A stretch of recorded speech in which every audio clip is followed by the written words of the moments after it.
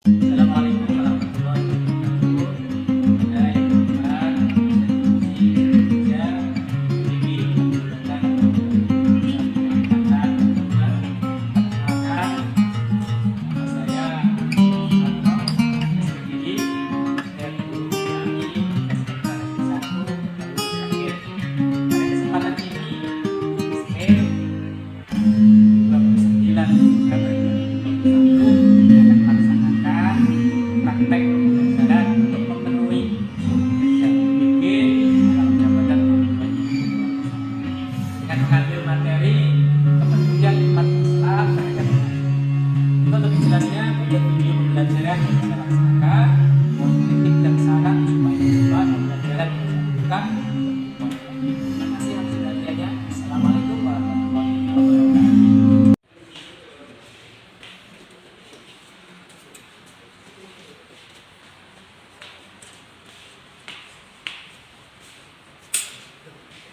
Assalamualaikum warahmatullahi wabarakatuh. Waalaikumsalam warahmatullahi wabarakatuh. Alhamdulillahirabbil alamin. Wassalatu wassalamu ala asyrofil mursalin sayyidina wa maulana Muhammadin wa ala alihi wasallam. Anak-anak, selamat pagi. Bagaimana keadaannya? Sehat semuanya? Alhamdulillah. Selanjutnya, anak-anakku semuanya tetap semangat di dalam belajar. Namun sebelum pembelajaran kita mulai, di pertemuan kemarin telah kita bahas tentang masalah tabligh, dakwah dan kenapa? Yang ingat? Itu jari? Ya Mas Ariel, apa Mas Ariel? Ya apa saja yang menjadi bahan kemarin? Ya betul sekali. Alhamdulillah bagi anak-anak memperhatikan. Ya. Nah, selanjutnya akan Bapak absen dulu. Nanti untuk doa seperti biasa kalau dipimpin salah satu, tapi Bapak absen dulu. Bayu, Anik, Arif, Riki, Aziz, Ilan, Niko, Rizky, Rehan. Mudah-mudahan dengan kehadiran anak-anak yang begitu semangat, antusias, ini menyebabkan ridho Allah Subhanahu wa Ta'ala. Itu akan lebih lengkap dan lebih sempurna apabila didahului dengan doa. Pada Mas Malik, sebagai ketua kelas, mohon untuk menyiapkan teman-temannya berdoa.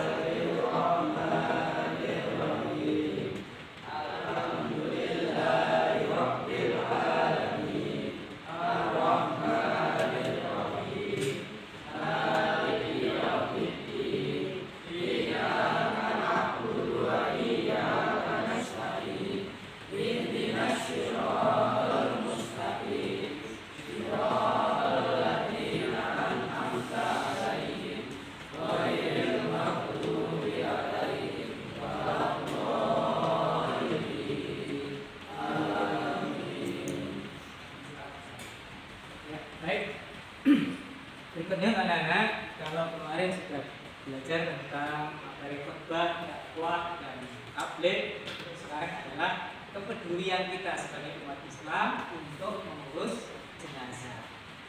Kenapa ini dipelajari?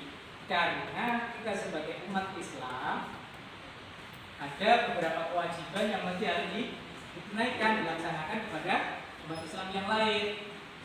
Dan yang namanya kematian itu tidak bisa diprediksi kapan akan datang, kemudian dalam keadaan apa kita juga tidak akan mengetahuinya. Maka untuk mengantisipasi kejadian dan kemudian di daerahnya misalkan nggak ada yang urus, maka kewajiban anak-anak adalah harus bisa mengurusnya. Dan kita harus peduli, jangan udah biar diurusi siapa itu, jangan ya. Ada tetangga kita, ada keluarga kita, segera kita. Kemudian di dalam masalah pelajaran saat ini, yang pertama kita bahas tentang bagaimana bisa lihat di peta konsepnya, nah, di situ, nah, kepedulian terhadap jenazah. Yang pertama itu adalah apa? Memandikan. Yang kedua, yang keras ya, masih pagi keras. Kemudian yang ketiga apa? Menyolati jenazah. Nah, yang keempat, Mengubur jenazah. kemudian dari keempat kewajiban itu akan muncul sebuah hukum. Nah, dari anak-anak, hukumnya mengurus jenazah itu apa kira-kira? Ada yang tahu? Ya Mas Bila. Hukum mengurus jenazah adalah fardu kifayah, artinya sebuah kewajiban yang apabila sudah ada sebagian umat Islam melaksanakannya, maka gugur kewajiban bagi yang lain. Ya, terus tepuk tangan dulu. Ini ya, hukumnya adalah fardu kifayah. Artinya, kok wis ono sebagian yang mengurusinya, maka yang lain juga gugur kewajibannya. Kemudian berikutnya adalah bagaimana kalau kita pertama kali mendapati orang yang meninggal, apa yang harus kita lakukan? Kita punya keluarga, kemudian meninggal, kita pas nungguin di situ. Kalau kita melihat ada tanda-tanda rohnya sudah keluar dari jasadnya, apa yang kalian lakukan pertama kali? Memejamkan matanya sambil mendoakan istighfar. Doakan yang meninggal sambil dipejamkan matanya. Itu yang pertama kali harus dilakukan. Kemudian yang kedua adalah tutup seluruh badannya dengan kain sehingga kehormatan dari mayat itu terjaga. Siapapun dia, apalagi misalkan ya memang seorang yang tokoh, ulama, orang yang memang itu wajib kita hargai, kita hormati. Jangankan kok itu, siapapun yang meninggal itu perlu dirawat dengan sebaik-baiknya. Kemudian ditempatkan di tempat yang aman. Di misalkan ya, mau itu duduk tidur di lantai misalkan. Maka ketika sudah dipastikan itu meninggal, tempatkan di tempat yang aman dari jangkauan binatang buas. Contohnya dulu bisa di meja, ya, bisa di dipan, nanti agak tinggi. Kemudian bagi keluarga dan sahabatnya, sebagai penghormatan yang terakhir, ini boleh untuk menciumnya, tapi dengan catatan tetap mahramnya, tidak boleh orang lain. Baik. Sehingga jangan sampai nanti mau dimandikan, jenazahnya masih matanya belum terpejam, mulutnya belum tertutup. Ini jangan sampai terjadi. Maka harus di pandangannya betul diperhatikan dengan sebaik-baiknya. Kemudian langkah berikutnya setelah dipastikan betul-betul jenazah itu sudah mati, pasti ya jenazah mati jadi orang. Pastikan itu betul-betul nyawanya sudah tidak ada, maka segera untuk dimandikan. Oke. Syarat boleh dimandikan seperti apa? Satu, jenazahnya orang Islam. Kalau kemudian didapati tubuhnya walaupun cuma sedikit, kasusnya kecelakaan misalnya. Nah, yang baru ngetren siapa artis yang di tol itu siapa mas? Vanessa Angel. Siapa mas? Vanessa Angel. Itu kira-kira tubuhnya masih utuh atau sudah ada yang hilang? Ayo gimana? Masih utuh atau ada yang hilang? Masih utuh. Oke, kalau masih utuh aman, tidak ada masalah. Tapi kalau ternyata tubuhnya itu sudah banyak yang hilang, artinya yang ditemukan tinggal sedikit, misalnya tubuhnya hilang, boleh tidak temu, atau mungkin malah kepalanya yang hilang, kepalanya bulan dewe gitu. Itu gimana? Yang ada itu saja yang wajib untuk dimandikan. Jadi nggak usah repot-repot boleh ganti sirah, nggak usah. Mulai karena mayatnya kepalanya hilang, carikan kepala kebo misalnya, nggak boleh. Tetap apa yang ada itu dimandikan. Kemudian bukan mati syahid. Mati syahid itu apa? Ada yang tahu? Ya, Mas yang juga. Mati syahid itu apa mas? Mati dalam peperangan untuk membela membela agama Islam seperti yang terjadi pada masa Rasulullah SAW. Oke. Nah, jadi mati syahid itu adalah orang yang mati karena membela agama atau bahkan membela negara yang sah. Dan ini terjadi pada masa Rasulullah. Kemudian berikutnya adalah yang berhak memandikan. Ini penting, perhatikan betul. Yang paling berhak memandikan itu adalah orang yang menjadi mahramnya. Orang lain tidak boleh. Kalau laki-laki yang memandikan juga laki-laki, kalau perempuan juga perempuan. Jadi tidak boleh laki-laki dimandikan oleh perempuan, apalagi bukan mahramnya. Tetapi kalau itu adalah suami, maka yang paling berhak adalah istri dan anak laki-laki. Kalau yang meninggal adalah istri, maka yang paling berhak adalah suami dan anak perempuan. Paham ya? Harus di mana tempat memandikan?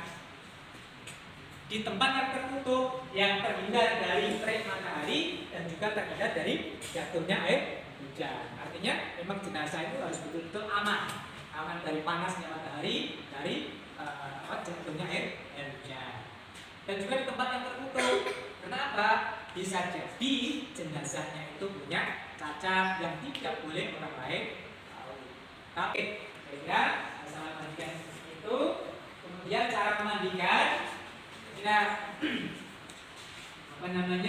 sangat mudah ya cara memandikan itu. Tempatkan jenazah itu di tempat yang tinggi. Tadi seperti tadi, usahakan air yang digunakan untuk memandikan itu tidak berada di bawahnya. Kenapa? Karena bisa jadi air yang sudah digunakan untuk memandikan itu akan nyiprat ke tempat air yang ada di bawahnya, sehingga terjadi air itu menjadi mustakmal. Maka sebelum itu hati-hati ketika memandikan. Nah, sebelum proses pemandian yang perlu diperhatikan adalah hilangkan semua kotoran dan najis yang ada pada jenazah itu. Misalkan di tangannya ini ada cat, ya, ada cat yang menggunakan thinner itu, maka ini juga harus dibersihkan. Kenapa? Kalau tidak dibersihkan, air itu tidak sampai ke kulit, tapi akan kalis. Ini harus dibersihkan dulu. Kalau wanita biasanya pakai kutek ya, itu harus dibersihkan. Kenapa? Kalau tidak dibersihkan, air juga tidak sampai pada tubuhnya. Ini sangat berbahaya. Oke, lanjut.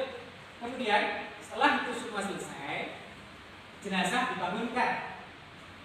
Misalkan dari yang ini ya, ini usahakan dibangunkan kira-kira 35 derajat menunjuk ini. Tujuannya apa? Agar kotoran yang ada di perutnya ini nanti semua bisa keluar dengan cara apa? Urut badannya di perutnya dikeluarkan melalui dua jalan, yaitu belakang dan depan.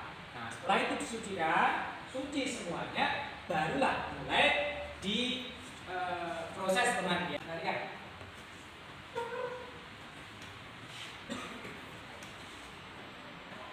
Ini ya, ini air. Ketika tadi sudah suci semua, maka diwudukan dulu. Nah, diwudukan itu adalah sebagaimana kita mewudukan, kita wudu seperti orang biasa. Tapi diambil yang wajib saja. Pertama adalah diguyur wajahnya diguyur, kemudian tangannya sampai siku-siku juga. Setelah tangan apa? Sebagian kepala, kemudian kaki. Nah, setelah ini selesai, baru diguyur, dan disabun semuanya. Diawali dari bagian kanan. Kanannya misalkan kanannya ini, maka ini dulu diiringkan. Selesai bagian kanan, bagian kiri, disabun semuanya sampai bersih. Oke ya. Nah, selesai. Kalau sudah selesai, ya, sekali lagi, jangan sampai ada orang lain yang bukan kopernya pegang. Yang diajarkan oleh Rasulullah SAW, air yang digunakan itu adalah sebaiknya dicampur dengan daun bidara. Daun bidara dicampurkan dengan air itu.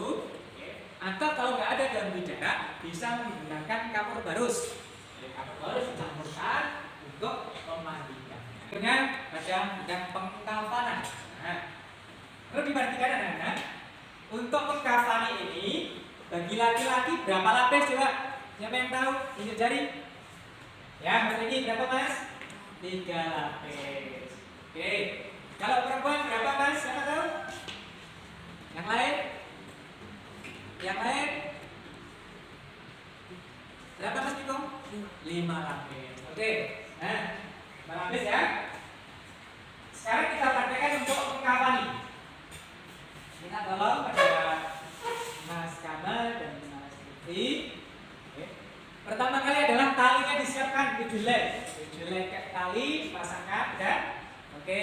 Terus setelah talinya sudah, ini kita praktekkan untuk jenazah yang perempuan. Ya, semua. Oke. Sudah ya, Mas Dimas. Ya, bentar.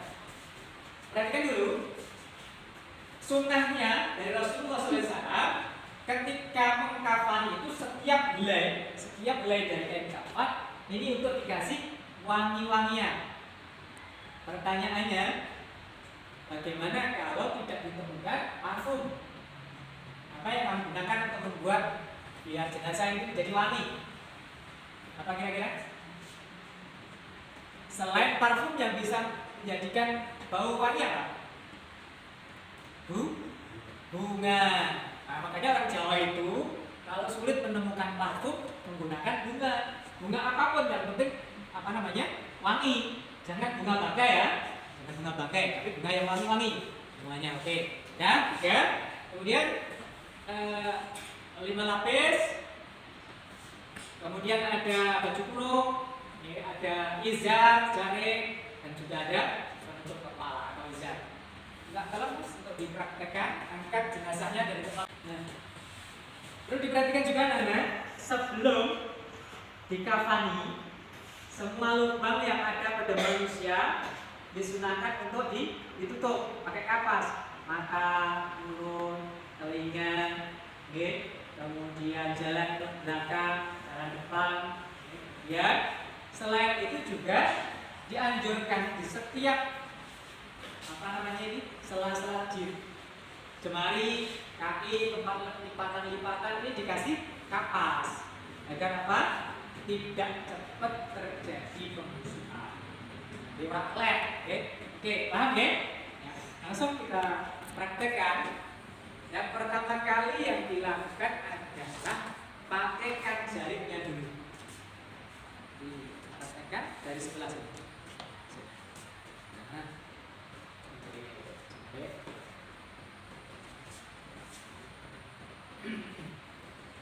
nah, ini pertama. Tetapi sebagai adab kita untuk merawat jenazah, biar tadi dikatakan kehormatannya terjaga, maka seyogyanya itu juga disiapkan untuk sebagai apa? Penutup kelaminnya. Buat dilipatkan gitu aja, tapi tidak kita praktekkan di sini. Nah, setelah jaringnya selesai, kemudian baju kurungnya. Yuk, perhatikan anak-anak.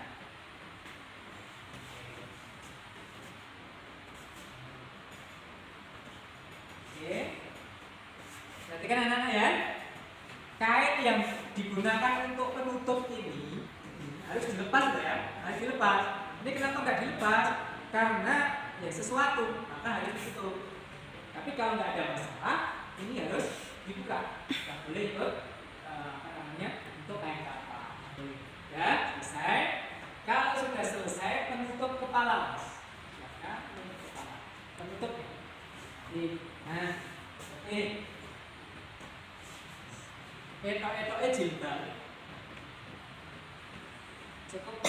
Pakai ini. Oke ya. Nah, setelah itu lapisannya, oke Mas. Dulu. Harus yang rapi ya. Rasulullah menganjurkan ketika mengkafani jenazah, kafani dengan sebaik-baiknya.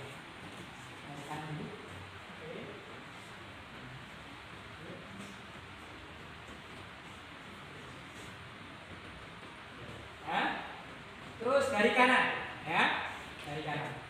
Nah, terus.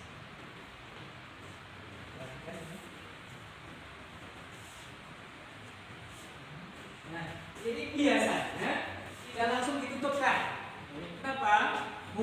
ada warganya, keluarganya yang masih ingin melihat wajahnya, maka bisa setelah ini tarik. Terus sebelah kiri. Oke. Terus yang rapi ini juga. Ini. Terus kanan.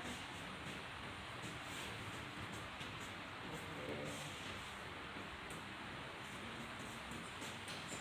Ini panas.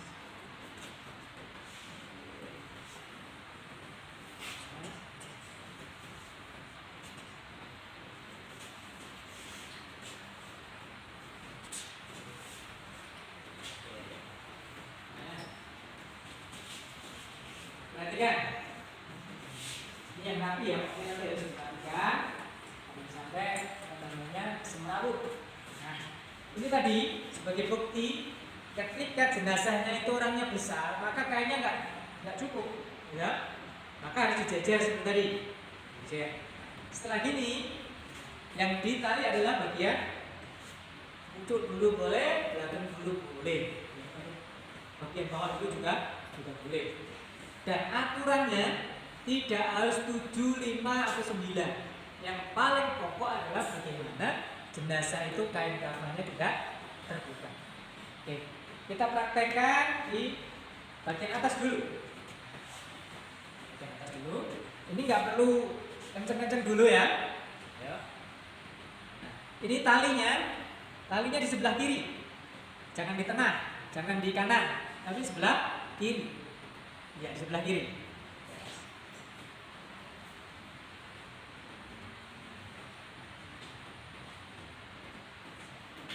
Oke, itu dulu. Kemudian di bagian leher.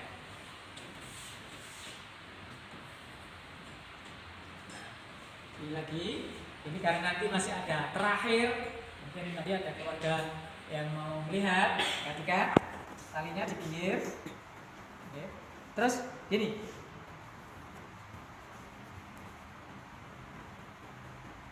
Oke. Wah, udah ya. Terus tali yang panjang tadi persis pada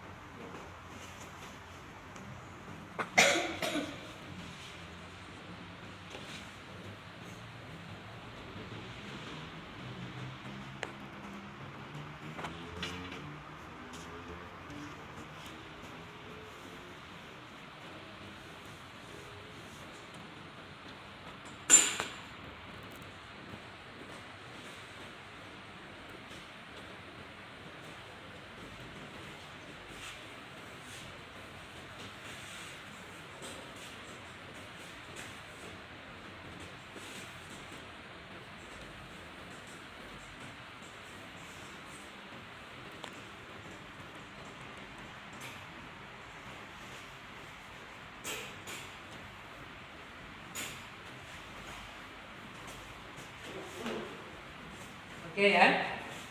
Nah, setelah begitu, kemudian keluarganya sudah selesai, sudah nggak ada yang pengen melihat, maka ini silakan dirapikan. Rapikan, ditutup dari satu persatu ya, satu persatu, sampai akhirnya nanti tertutup semuanya, nggak ada yang tersisa.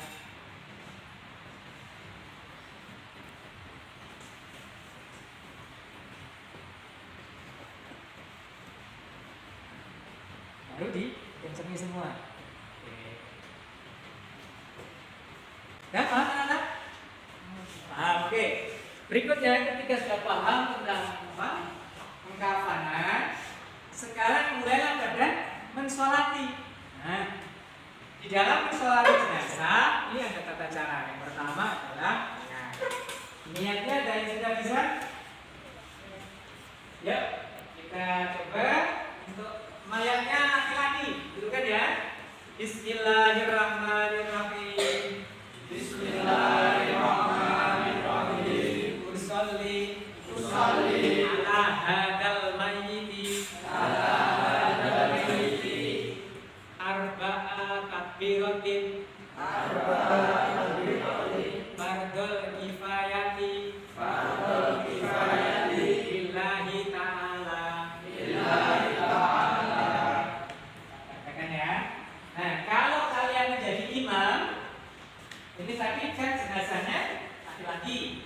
maka imamnya dekat dengan kepala. Dekat dengan kepala sejajar. Kalau jenazahnya perempuan, maka berada di sejajar dengan tunggulnya. Ini imamnya. Tapi kalau makmumnya berada di belakang imamnya. Kalau belalah yang mau nyalakan hanya sedikit, misalkan 7 orang sak imame, maka satu imam berada di misalkan di sini. Nah, dibikin 3 soft. Jadi satu soft hanya 2 orang. Kenapa? Lebih baik softnya itu ke belakang daripada nyampe. Semakin panjang ke belakang itu semakin. Tapi kalau yang mau sholat yang banyak tidak masalah. Ke belakang lebih banyak lebih baik dia ke samping sesuai dengan tempatnya. Oke. Nah, setelah membacanya, kemudian takbir. Ketika takbirnya juga sama dengan sholat biasa ya. Allahu Akbar. Yang dibaca apa? Surat Al-Fatihah. Bismillahirrahmanirrahim sampai selesai waladhdallin. Selesai takbir lagi Allahu Akbar. Setelah takbir yang kedua apa yang dibaca? Sholawat atas Nabi. Allahumma sholli ala sayyidina Muhammad wa ala ali sayyidina Muhammad. Itu yang paling pendek, bisa diperpanjang sebagaimana kita sholat at-tahiyat akhir dengan menggunakan sholawat Ibrahimiyah sampai fil alamin innaka hamidum. Kemudian yang ketiga Allahu Akbar, membaca doa untuk mayit. Kalau mayitnya perempuan, Allahumma ighfir laha warhamha wa'afiha wa'fu anha. Ini paling ini. Bisa nanti diperpanjang sesuai doa-doa yang diajarkan oleh Rasulullah para alim ulama. Kalau laki-laki, Allahumma ighfir lahu warhamhu wa'afihi wa'fu anhu. Kemudian selesai Allahu Akbar, membaca doa lagi selain untuk mayit juga untuk semua yang hadir. Allahumma la tahrimna ajruha wa la taftinna ba'daha wa ghfir lana wa laha. Takbir keempat selesai. Kemudian tidak takbir lagi karena takbirnya hanya 4. Kemudian membaca Assalamualaikum warahmatullahi wabarakatuh. Diikuti dengan gerakan tangan ya. Oke, saya kira itu untuk sholatkan dan kemudian sampai kita kubur. Ini yang penting kita kubur itu usahakan galian kuburannya itu yang dalam. Kata Rasulullah bahasa Jawanya sepengatik sak pengawit, setinggi manusia normal ditambah 1 lambaian tangan. Ada ke dalam. Tujuannya apa? Agar baunya tidak menyeruak ke permukaan. 1. Yang kedua, aman dari binatang bebas. Oke. Nah, kemudian yang paling perlu diperhatikan ketika menguburkan itu, ketika meletakkan jenazah ke liang lahatnya, itu ada doanya. Doanya apa? Bismillahi ala miladi Rasulullah. Nanti diserahkan sesuai dengan agamanya Rasul. Ya, saya kira itu anak-anak. Sebelum kita akhiri, mungkin ada tugas dari Bapak untuk didiskusikan, ya, dibagi 2 kelompok, ya, dibagi 2 kelompok. Ada 2 pertanyaan di kelompok 1 itu, mungkin ada pertanyaan di kelompok 1. Apa Mas? Bagaimana cara pengurusan bagi jenazah keluarga? Oke, di pertanyaan jangan dijawab dulu ya, nanti jawabnya didiskusikan. Pertanyaannya cukup bagus. Bagaimana cara mengurus ketika jenazahnya itu adalah waria? Waria itu laki-laki tidak, perempuan juga tidak. Kalau bahasa kita itu adalah wandu atau kunsa muskil. Itu pertanyaan yang cukup bagus itu ya. Yang kedua, kelompok 2, ya. Pertanyaannya apa Mas? Bagaimana cara mensolatkan dan menguburkan ketika jenazahnya lebih dari 1? Sementara tanah yang tersedia untuk pemakaman terbatas, bolehkah dikubur dalam 1 rakaat? Oke, Pertanyaan yang kedua, bagaimana cara mengurusnya?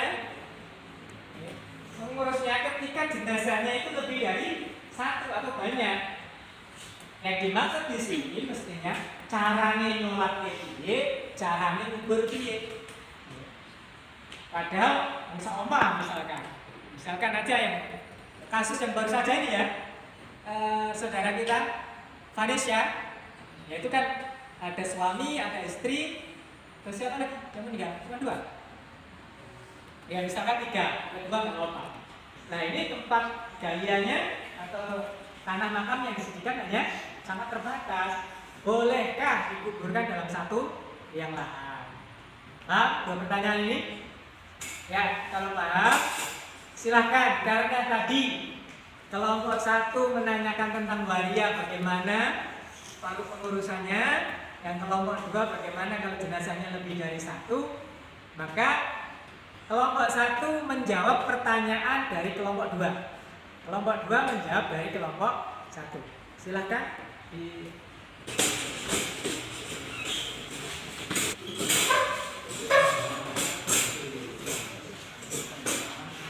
diskusikan sebaik-baiknya, ya. Semuanya ikut berpikir untuk menjawab. Jangan mengandalkan salah satu teman. Oke? Semuanya harus aktif. Bila mana perlu cari catatan, boleh. Atau browsing, boleh. Ya. Terus ini aman. Kalau di sana nanti jawabnya harus jelas ya.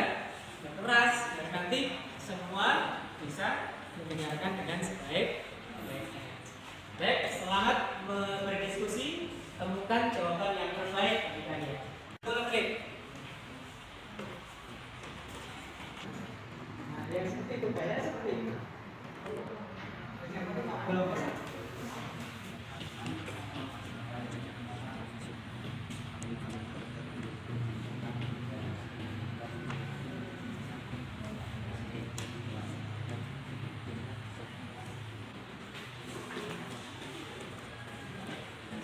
Ya, anak-anak, saya kira cukup. Untuk kembali ke tempatnya masing-masing. Dan nanti setiap kelompok harus berani menyampaikan hasil musyawarahnya, hasil diskusinya dengan yang sejelas-jelasnya.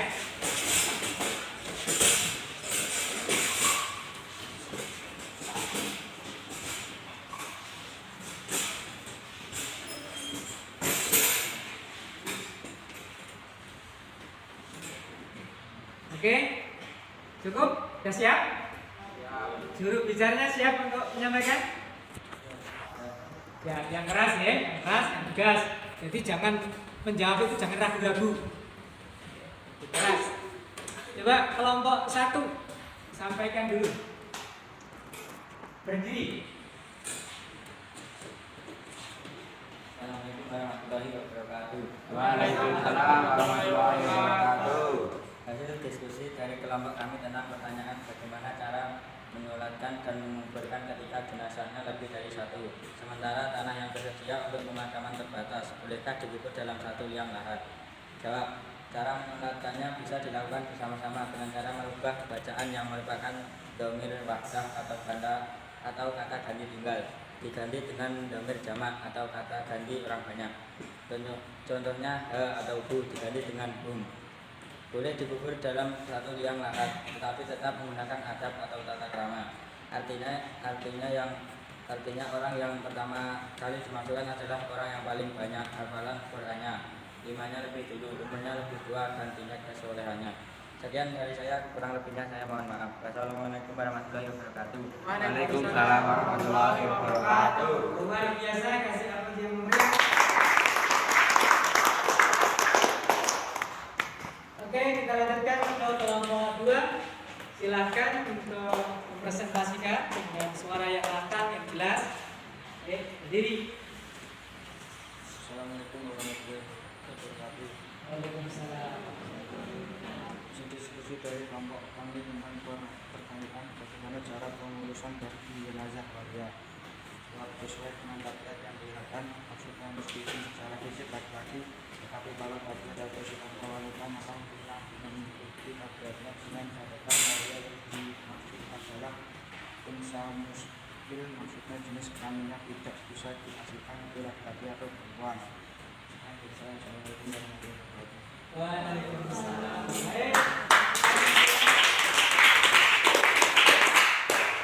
Oke, alhamdulillah anak kalian sudah cukup pinter dalam menganalisa sebuah masalah yang terjadi di masyarakat kita. Memang kadang-kadang seperti kasus yang baru saja kita dengarkan, yang kecelakaan, kemudian yang meninggal lebih dari satu, bagaimana cara menguruskannya ketika yang lahannya atau pemakamannya sangat terbatas. Tapi kalau tanah pemakamannya itu luas, lebih baik memang satu per satu. Kemudian ketika ada orang yang dikatakan waria, wanita tidak, laki-laki juga tidak. Terus bagaimana cara ngurusnya? Ini perlu anak-anak perhatikan. Ketika itu betul-betul wanita, artinya itu unsa muskil, di situ tidak jelas jenis kelaminnya itu laki-laki atau perempuan itu tidak jelas. Tetapi tabiatnya perempuan, yo seneng bersolek, seneng masak, seneng macam-macam, layaknya wanita, meskipun fisiknya itu laki-laki, tetapi dari catatan kelaminnya tidak. Maka yang digunakan adalah tabiatnya. Ya wedok itu terus kaya wedok, yang lanang itu terus kaya lanang. Beda yang kita lihat sekarang, betul-betul orang laki-laki tapi seneng kaya cewek. Ini tetap pengurusannya juga harus laki-laki, atau sebenarnya cewek banget, kelaminnya juga perempuan, bentuk tubuhnya juga perempuan, tapi melu-melu cowok, gaya-gaya cowok, tomboy seperti itu ya. Maka itu pengurusannya tetap sebagainya seorang wanita. Oke, saya kira itu saja dari Bapak. Namun sebelumnya, bagi anak-anak untuk menghadapi ujian yang akan datang, silakan dipelajari dengan seksama, dan khusus di pelajaran perawatan jenazah ini, tolong untuk anak-anak membuat sebuah rangkuman. Dan rangkuman itu nanti akan Bapak teliti sebagai gambaran sebatas mana sih pemahaman anak-anak tentang perawatan jenazah. Siap? Oke, terima kasih anak-anak. Sebelum Bapak akhiri, mohon ketua kelas untuk berdoa sebagai doa untuk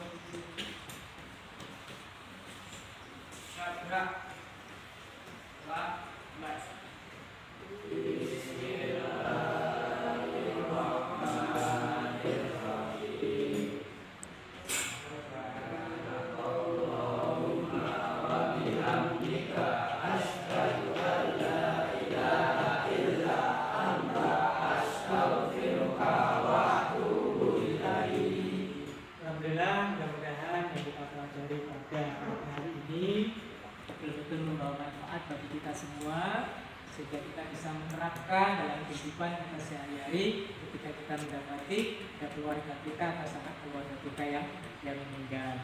Tapi yang terpenting, setelah anak-anak bisa melaksanakan perawatan jenazah, ingat bahwa satu saat kita juga akan mati.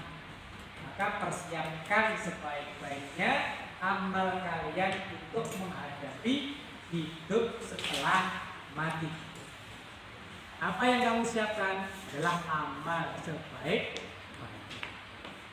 Dari Bapak ada kurang lebih yang maaf. Mudah-mudahan kita dipertemukan lagi dalam kesempatan yang lebih baik. Billahi taufiq wal hidayah.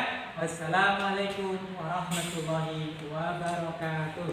Waalaikumsalam.